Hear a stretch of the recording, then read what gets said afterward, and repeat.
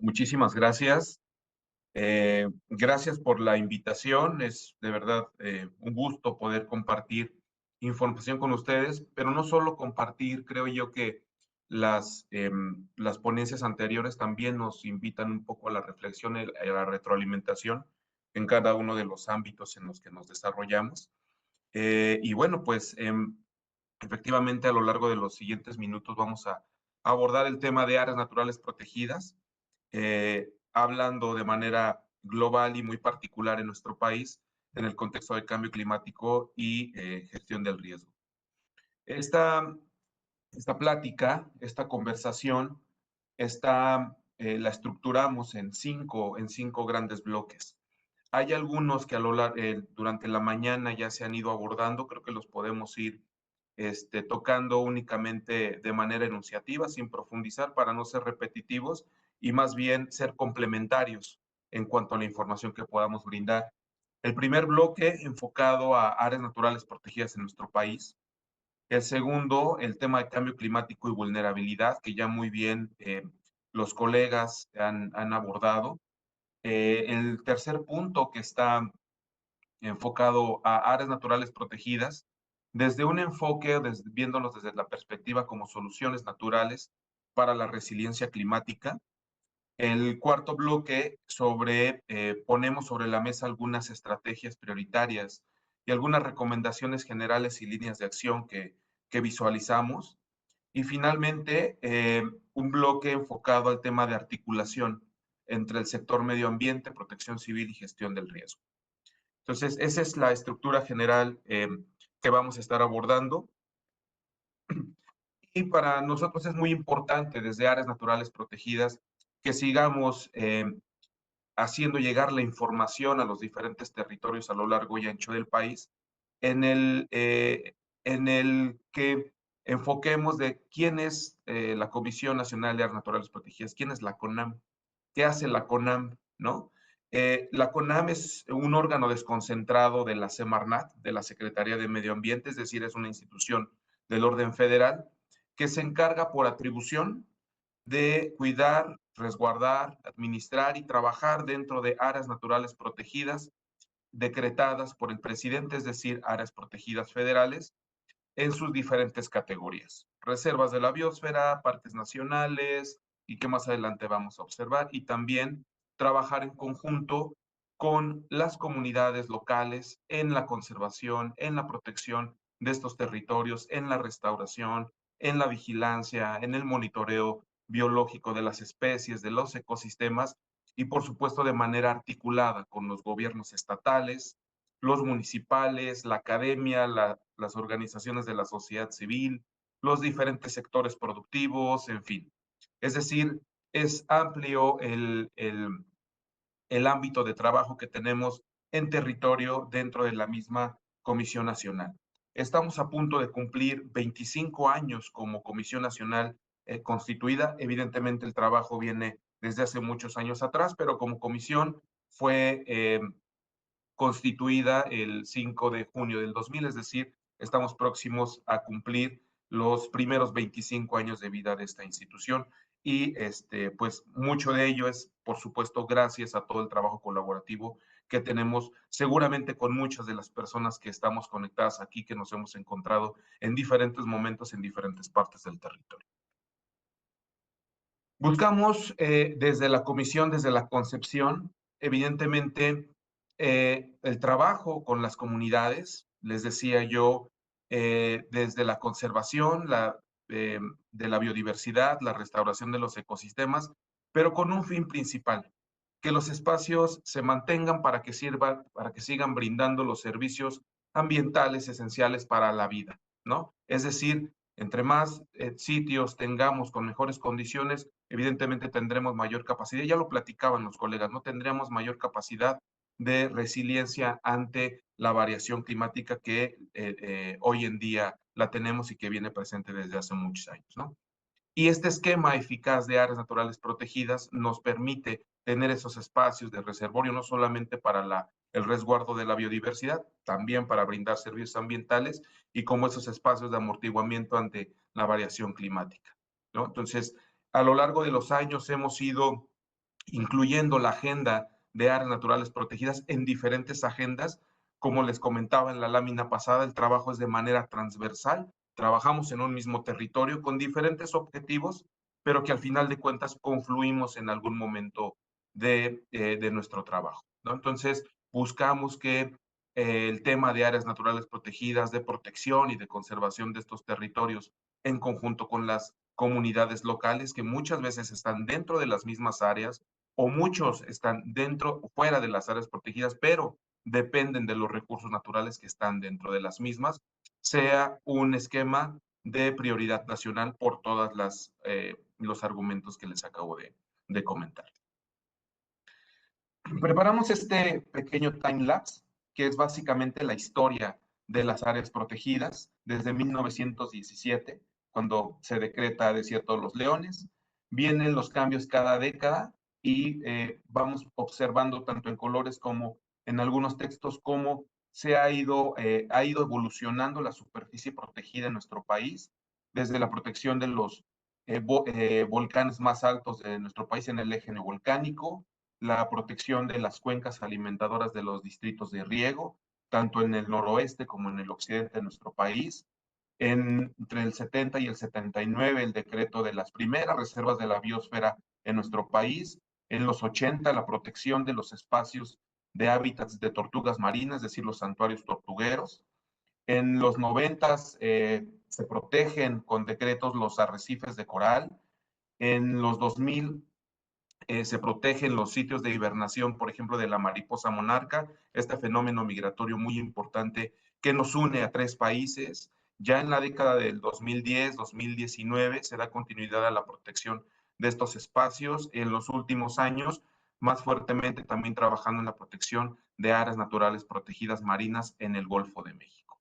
Entonces, de tal manera que este recorrido nos da un poco el escenario de cuál ha sido la evolución de protección, por lo menos en términos geográficos, del norte al sur, del oriente al poniente, los decretos de áreas protegidas. ¿En dónde estamos el día de hoy?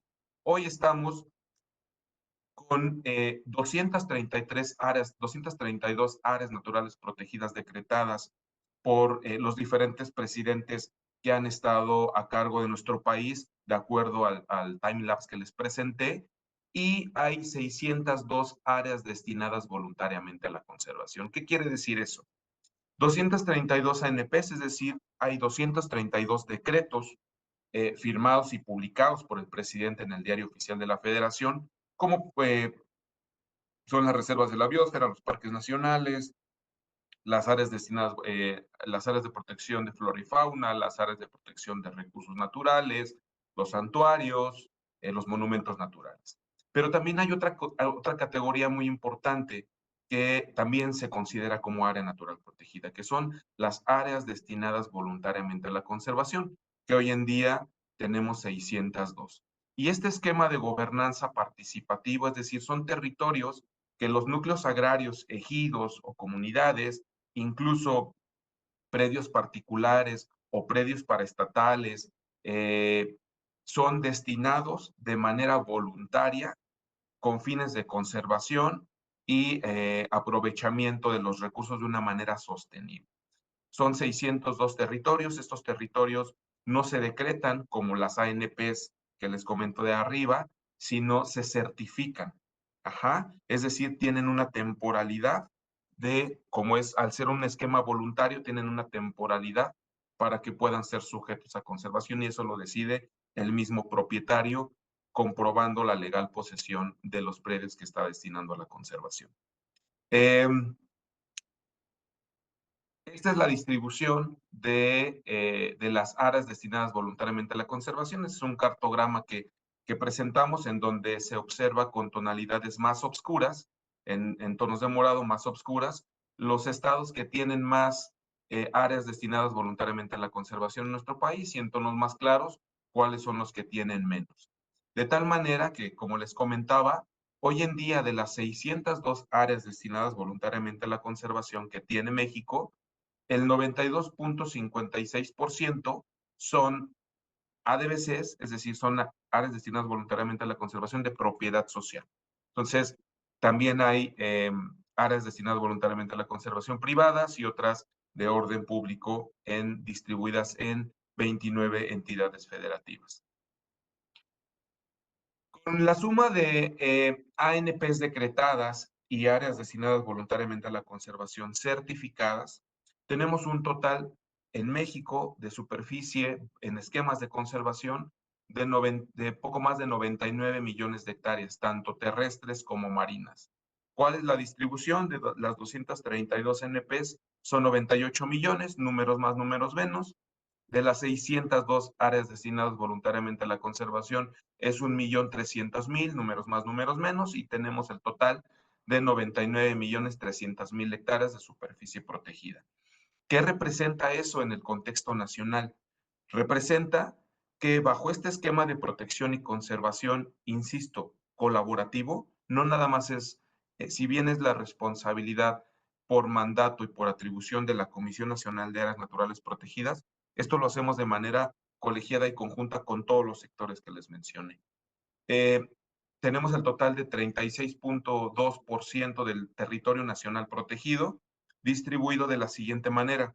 El 12.4% es territorio terrestre protegido o conservado o bajo estos esquemas de conservación, y tenemos el 23.7% de territorio marino protegido. Tenemos ANPs terrestres, también tenemos ANPs, áreas protegidas marinas exclusivamente, pero también tenemos áreas protegidas que están en esa zona de transición, es decir, que son áreas protegidas costero-marinas. Les platicaba seguramente con esto que les estoy contando en algunos de sus municipios, en algunos de sus territorios, en algunos de sus estados, ya tienen identificadas algunas áreas protegidas que tienen la categoría o de reserva de la biosfera, o de parque nacional, o de área de protección de flora y fauna, o áreas de protección de recursos naturales, o santuarios, o monumentos naturales. ¿Qué es lo que protegemos? Hemos hablado de conservación, hemos hablado de protección, hemos hablado de trabajo con los sectores, con las comunidades, pero ¿qué cuidamos? ¿Cuál es el enfoque? ¿Cuáles son los sitios que identificamos como prioritarios y representativos? Buscamos la protección de territorios, por supuesto. Son territorios relevantes para nuestro país, ajá, que son de distribución restringida, que tienen especies en categoría de riesgo, que tienen especies de relevancia nacional, regional o mundial, o especies únicas, especies que son endémicas, es decir, que exclusivamente las vamos a encontrar en cierto territorio. De tal manera que con el time-lapse que les pasé el video, podemos observar que tenemos en esas 232 ANPs decretadas, tenemos representatividad de ecosistemas de matorral, que son los que se encuentran más hacia el norte del país, los ecosistemas de bosques templados, ubicados en serranías, en la Sierra Madre Occidental, por ejemplo, en el centro y eje neovolcánico, también una representatividad importante en toda esta región fisiográfica de la Sierra Madre del Sur, las selvas secas, de la misma manera, más pegadas hacia el noroeste y el occidente y Pacífico Sur de nuestro país, también con una representación muy importante hacia la región de península de Yucatán, las selvas húmedas muy también focalizadas por la ubicación geográfica y una combinación de diferentes factores ambientales y geográficos hacia la península de Yucatán, un poquito más hacia el sureste también. La región de pastizales, los ecosistemas de pastizales ubicados en esta franja entre la Sierra Madre Oriental, la Sierra Madre Occidental, en toda esta franja que lo representamos aquí de color, o está representado de color naranja, los bosques nublados o los bosques mesófilos de montaña, los bosques de niebla también comúnmente conocidos. Si lo ven en comparación con nosotros, con las otras distribuciones de ecosistemas, son ecosistemas mucho más restringidos, es decir, de alta fragilidad y por consiguiente de alta prioridad para la conservación por no solamente su distribución, sino por la cantidad de endemismos y especies que se encuentran en estos territorios de distribución restringida. Los manglares, que ya lo platicábamos, cerca de 500.000 de hectáreas de manglares en todo el país se encuentran dentro de áreas naturales protegidas. ¿Qué significa eso? Es decir, que el 60% de los manglares en nuestro país se encuentran dentro de áreas naturales protegidas decretadas. Eso en términos numéricos también con relación al número de áreas, son 66 áreas protegidas que tienen presencia de manglares y que se vuelven, por supuesto, ecosistemas prioritarios para nuestro país, no solamente en términos ecosistémicos y de alta biodiversidad, sino también por los beneficios y los servicios ecosistémicos que brindan para la gente, incluyendo la contención para los fenómenos hidrometeorológicos que serán en diferentes costas de nuestro territorio. Y finalmente, aquellos ecosistemas que están vinculados a territorios marinos, ya sea en la parte del Océano Pacífico, en el Golfo de México y en el Caribe mexicano. Del lado derecho de esta lámina solamente ponemos algunos ejemplos de la biodiversidad que pudiera existir en cada uno de estos ecosistemas que les acabo de explicar. Bien, en esta lámina, si ustedes están de acuerdo, no vamos a profundizar mucho, dado que las diferentes presentaciones previas lo abordaron de una manera excelentemente bien. Sin embargo, creo que para no omitir, creo que hay algunas cosas que pudiéramos solamente leer para a manera de repaso, ¿no? El cambio climático ha tenido afectaciones no solamente en el territorio, sino también en la sociedad y en los modos de vida, ¿no? Temperaturas altas promedio que han ido aumentando, han aumentado los días cálidos y extremos, la disminución de días gélidos también, la modificación de los regímenes de lluvia, ha habido también una modificación, un cambio. Esto ha traído impactos en la salud, en enfermedades respiratorias y en el brote de muchos otros, de muchas otras enfermedades, ha tenido impactos en la seguridad alimentaria, la menor producción de cultivos básicos, incluso la aparición de plagas y enfermedades derivado de estos cambios climáticos o cambios atmosféricos que se están teniendo, la disponibilidad y calidad de agua, ya lo platicaba el colega de Conagua muy bien previamente. Esto ha tenido impactos también en las actividades productivas, la desertificación de suelos y el desplazamiento y migración de diferentes especies de fauna principalmente, incluso de flora. Ahora bien, la relación que tiene el tema de cambio climático con la distribución de los diferentes municipios en nuestro territorio. Este mapeo y este es resultado del trabajo que hicieron nuestros colegas de Senapred, INEC, Conagua, previo al 2022 y que salió publicado en el 2022 justamente, en donde se identifican estos 253 municipios categorizados en diferente grado de vulnerabilidad, ya sea alta, que son los amarillos, que son 178 municipios, muy alta, que son 55 y se ven en color naranja, y prioritarios, que son 20 y que están en color rojo. Están distribuidos en 30 entidades federativas eh, y que tiene una relación directa con 36 millones de personas que viven dentro de estos territorios municipales, ¿no? Esto de acuerdo a los últimos datos oficiales que se tienen del INEGI. De tal manera que en términos numéricos y en términos espaciales, ¿cuáles son los estados que podemos llamar lo que tienen más municipios vulnerables de acuerdo a la metodología implementada? Michoacán con 34 municipios, Jalisco con 28, Veracruz con 24, Chiapas con 21 y Oaxaca con 21. De tal manera que pudiéramos hacer dos grandes regiones en nuestro país, ¿no? Como de manera imaginaria. Veracruz, Chiapas y Oaxaca hacia el sureste de nuestro país, ahí hay una concentración importante de municipios vulnerables, y la otra más ubicado hacia el occidente de nuestro país, ¿no? Michoacán y Jalisco, en donde hay mayor concentración de municipios vulnerables.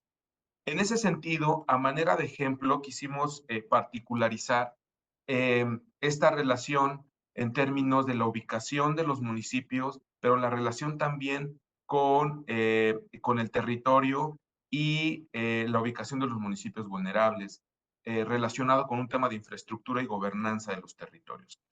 En este ejemplo, en el mapa del lado derecho, observan el límite estatal de Oaxaca y se observan los municipios que están categorizados en alta, muy baja y muy alta, perdón, y de prioridad en color rojo.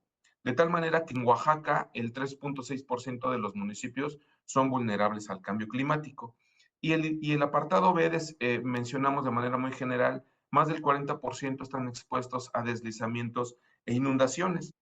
Pero eso realmente es una combinación de diferentes factores, ¿no? Por ejemplo, factores geográficos, factores climáticos, sociales y también del manejo del territorio. Y ahondando un poquito más en esta combinación de factores, mencionaré algunos nada más. Por ejemplo, Oaxaca, la topografía accidentada que tiene, terrenos montañosos, con terrenos altamente escarpados, por supuesto que favorece la inestabilidad de laderas y por consiguiente el riesgo a deslizamientos, ¿no? Esa región también tiene una alta precipitación, es decir, lluvias intensas, sobre todo en la parte serrana, en la Sierra Norte, y la cuenca que está más enfocada hacia el Papaloapan, por ejemplo. Entonces están combinando ciertos factores que están aumentando el, el grado de exposición a estos territorios. Combinados también, por ejemplo, con el cambio de uso de suelo que se presenta en los territorios, ¿no? Y los asentamientos humanos también en zonas de riesgo, ¿no? Que ya hay una combinación de diferentes esquemas que hace y temas que hacen que la ecuación se vuelva más compleja de atender en un momento dado, ¿no? Entonces es un ejemplo que quisimos poner sobre la mesa. Ahora bien, en términos de cambio climático y áreas naturales protegidas, ahí quisimos también comentar esta parte, ¿no? El cambio climático, como lo sabemos, se ha intensificado en eventos extremos en nuestro país, de diferente manera, a través de olas de calor, de huracanes con mayor intensidad, de sequías prolongadas, de incendios, etcétera. En términos de olas de calor, por ejemplo, en el 2023, varias ciudades de nuestro país, y por mencionar algunas, no estoy diciendo que son las únicas, pero por mencionar algunas, Hermosillo, Monterrey, la Ciudad de México, se alcanzaron registros de temperatura no antes registrados, es decir, datos históricos y récord, ¿no? Entre los 44 y 47 grados centígrados. Eso obviamente tuvo afectaciones no solamente en términos de sensación, sino en la salud, las interrupciones eléctricas y el aumento a la demanda de agua, solamente por mencionar algunos. Otro ejemplo, y también lo comentaban, si mi memoria no me falla, los colegas del INEC, en 2024, el año pasado, en Tabasco y en Campeche, es decir, en el sureste, por estas altas temperaturas, tuvo impactos importantes en la fauna silvestre. La mortandad de monos, por ejemplo, y que fue motivo también de atención a una contingencia por el aumento de temperatura. Ahora, en términos de qué es lo que ha pasado con los huracanes de mayor intensidad, por ejemplo, y también lo comentaron ellas, pero creo que es muy importante.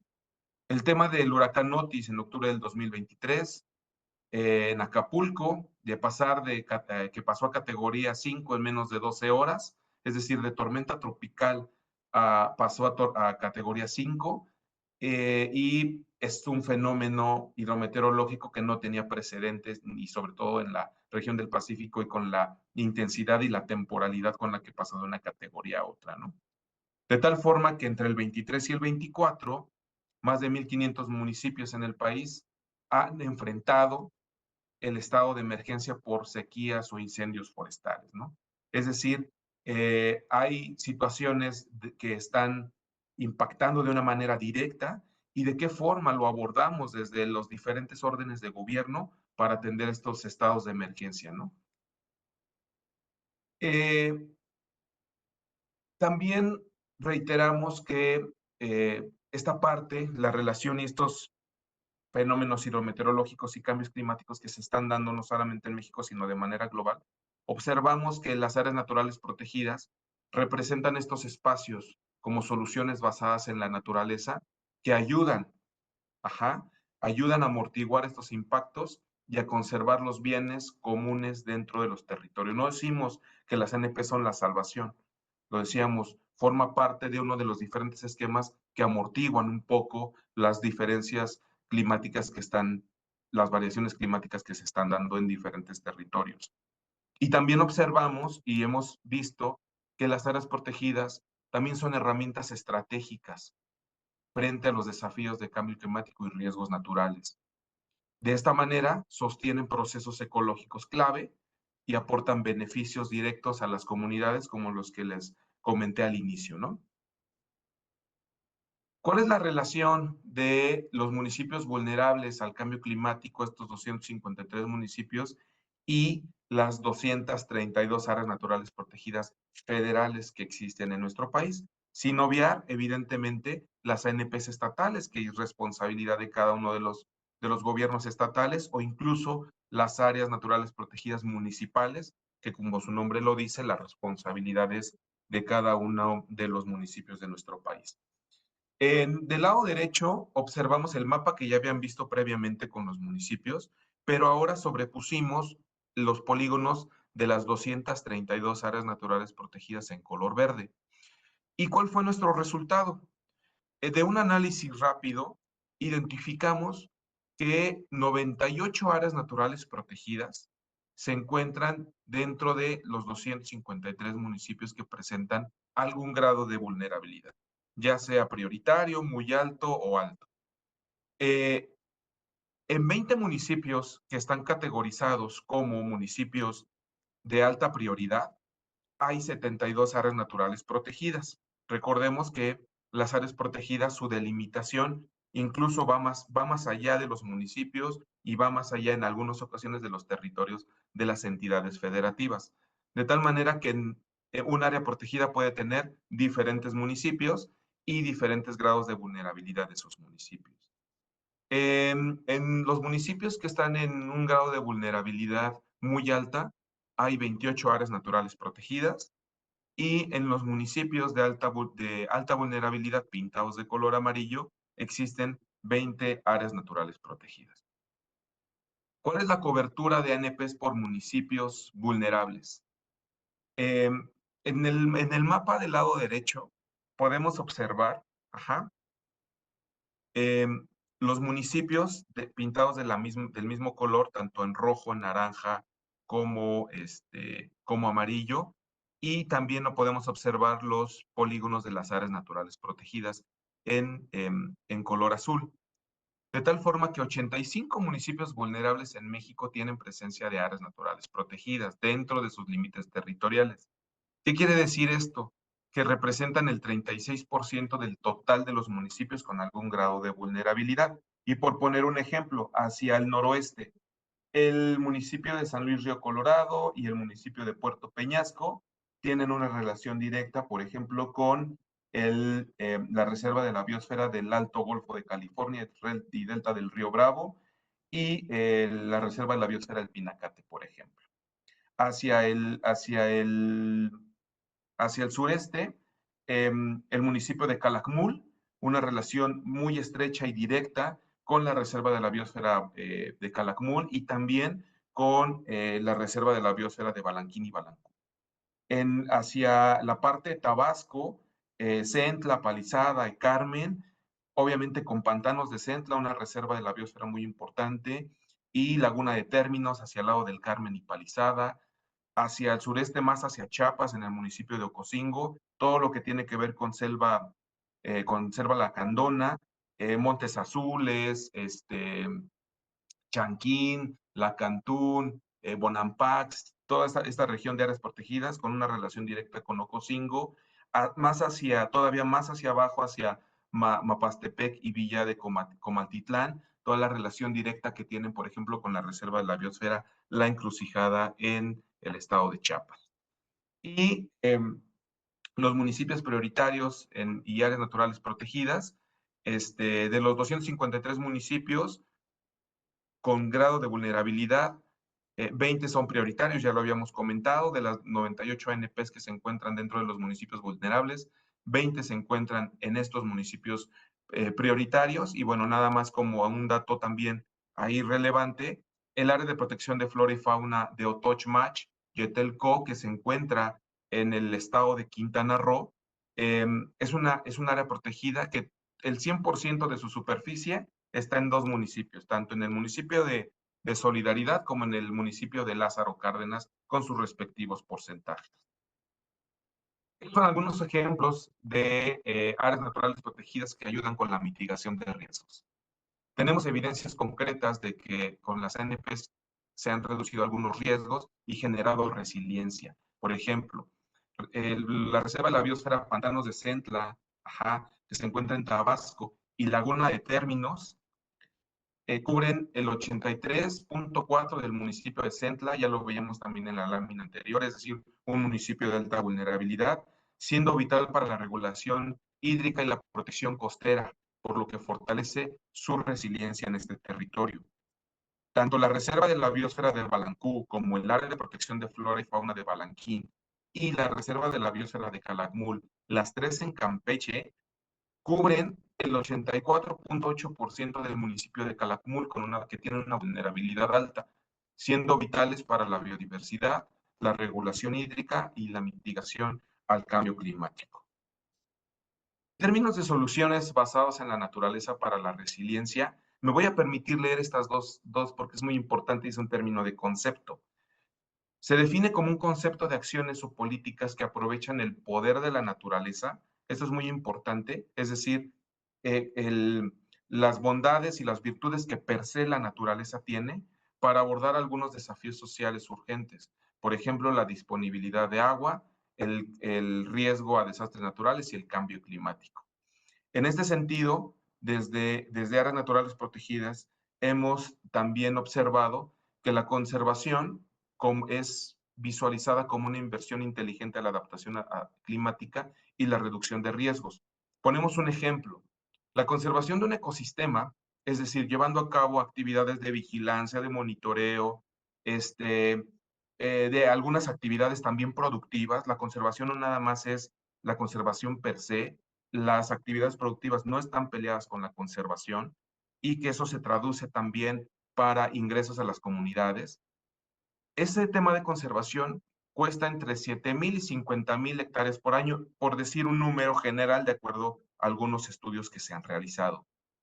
En contraste, evidentemente la brecha entre 7,000 y 50,000 es muy grande, porque los territorios son diferentes. No es lo mismo trabajar en un ecosistema de manglar que en un ecosistema de pastizal o en un ecosistema de bosque templado o en arrecifes, etc. En contraste con la restauración, es decir, actividades que lleven a mejorar el territorio y regresarlo a un estado de conservación que estaba, a través de reforestación, control de especies exóticas invasoras, recuperación hídrica, puede superar los 150,000 hectáreas por año. Solamente como un dato general, claramente la conservación, vista desde un enfoque preventivo, es la estrategia costo efectiva más sostenible ante la resiliencia en nuestros territorios. Y Maestro sí, Castañeda, perdóneme la interrupción. Tenemos 5 minutos. excelente. Estoy a punto de acabar. Muchísimas gracias. Muchas gracias. Gracias. Creo que solamente como el ejemplo de los impactos que ha tenido el cambio climático en algunos ecosistemas. En el 2019, en la parte de Quintana Roo, Cancún, se reportó el 24% de los sitios de arrecifes profundos que presentaron daños causando enfermedades. En Huatulco, impactos del 95% en corales por el incremento de temperatura en el mar, lo famoso llamado blanqueamiento de corales. En términos de los impactos con especies de fauna silvestre, hacia el sureste mexicano, las sequías han ocasionado que especies como pecarís, como tapir, alteren comportamientos reproductivos y aumenten sus desplazamientos en búsqueda de agua. Eh, lo que ya habíamos platicado, los impactos en el 2024 en los monos aulladores en Tabasco, en donde tuvieron consecuencias por el incremento de la temperatura, con por lo menos 200 ejemplares muertos. Otro ejemplo también en Yucatán, en la Reserva de la Biosfera Ría Lagartos, derivado de los cambios también de salinidad, la migración de los flamencos a otras áreas para la supervivencia y reproducción. Y ponemos algunas estrategias prioritarias que consideramos también para el vínculo con protección civil, algunas recomendaciones y líneas de acción en términos de capacitación, incluir algunos criterios ecológicos en los instrumentos de planeación territorial, evaluando riesgos y el monitoreo, y el rol que es de las ANPs como bien municipal también para construir alianzas con la sociedad civil y diferentes gobiernos. Decirles que son muy importantes los programas de manejo en las ANPs. Ahí vienen muchas directrices de manejo que es importante que se consideren en los diferentes estados y municipios. Hay ejemplos de colaboraciones con Protección Civil para atender ciertas eventualidades hidrometeorológicas, por ejemplo, aquí en el Nevado de Toluca, un grupo técnico de contingencia que se activa cada temporada invernal para minimizar los riesgos a accidentes y evidentemente la articulación entre áreas protegidas, protección civil y gestión del riesgo para construir alianzas entre los diferentes sectores y podamos establecer condiciones para las generaciones futuras, que sepan también que hay consejos asesores en cada una de las ANPs, en donde considera la participación del Estado, los municipios para la toma de decisiones dentro de las áreas protegidas federales. Y creo que con eso podemos terminar. Mil gracias.